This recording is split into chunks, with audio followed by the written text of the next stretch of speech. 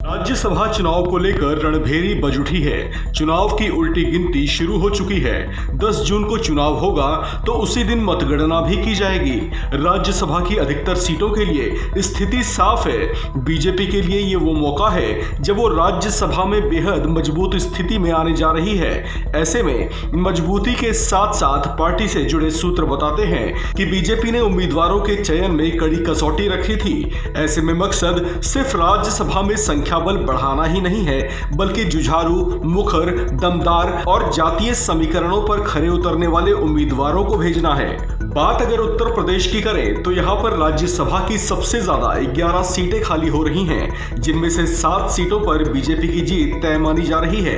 राजनीतिक पंडितों का कहना है कि बीजेपी ने उत्तर प्रदेश की राजनीति में हावी रहने वाले उस फैक्टर का खास ध्यान रखा है जो जनता का मूड बनाता और बिगाड़ता है। लिहाजा आगे 2024 के आम चुनावों को ध्यान में रखते हुए सावधानी से फैसले किए हैं। बीजेपी ने राज्यसभा में भेजने के लिए उम्मीदवारों के चयन में जातीय संतुलन का खास ध्यान रखा है। ऐसे में बीजेपी के 6 चेहरों को लेकर खूब चर्चा हो रही है। इनमें पहला चर्चित नाम है एक बड़े और कद्दावर ब्राह्मण चेहरे लक्ष्मीकांत वाजपेयी का। इन्हें पार्टी ने लंबे समय बाद याद किया है। इन्हें अब पार्टी राज्यसभा भेजने जा रही है।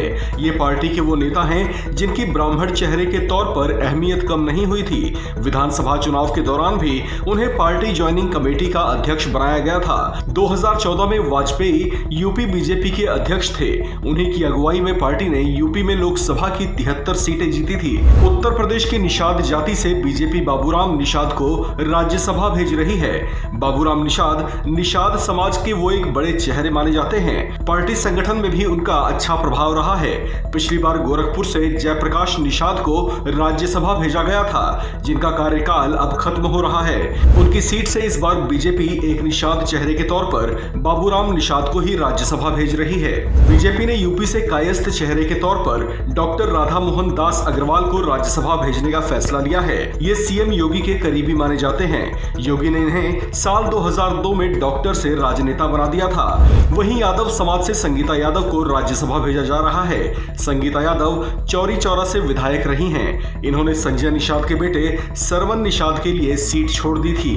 राज्यसभा भेजी जाने वाली अगली नेता है दर्शना सिंह ठाकुर समाज से आती हैं और हाल फिलहाल बीजेपी महिला मोर्चा की राष्ट्रीय अध्यक्षा हैं। इनकी गिनती बीजेपी के पुराने चेहरों में होती है और ये ठाकुर समाज में अपना अच्छा प्रभाव भी रखती हैं। बीजेपी की ओर से छठा और सबसे चर्चित नाम है सुरेंद्र सिंह नागर का। नागर गुर्जर समाज से आते हैं और बड़े गुर्जर नेता भी माने जाते हैं। बीजेपी ने इन्हें एक बार फिर से राज्यसभा भेजने का फैसला लिया है।